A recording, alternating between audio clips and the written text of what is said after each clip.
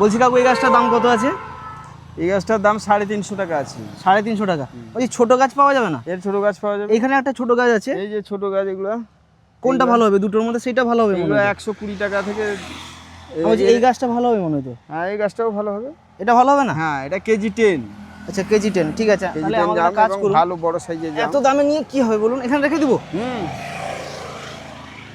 তাহলে এটা নিয়ে ঠিক আছে। আর এই যে ধাত্রী গাছটা ওটা? এটা যে লাল ধাত্রী। আচ্ছা ফলনটা লাল হবে, লাল হবে। আচ্ছা এর দাম কত আছে? এ হচ্ছে আপনার 120 টাকা। 120 টাকা। এটাও তাহলে কত? এটা 120 টাকা। এখন টোটাল 200 টাকা দিলে হবে না?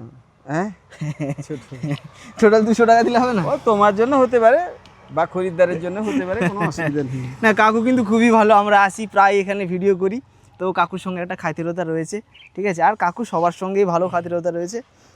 তো 200 টাকার, তাই তো? ঠিক আছে, মন থেকে তো? হ্যাঁ কোনো অসুবিধা নেই। ঠিক আছে, আমরা এই দুটো গাছ নিচ্ছি, ভালো ফলন হবে তো? পরের বছর ফল নিয়ে আপনার কাছে আসবো অবশ্যই। ঠিক আছে। এটা বড় সাইজের একদম, এই যে কেজি 10 এরকম বড় বড় পাতাও একই ফলন হবে, একই জিনিস, কিন্তু গাছটা বড় হয়ে গেছে, এটা ছোট।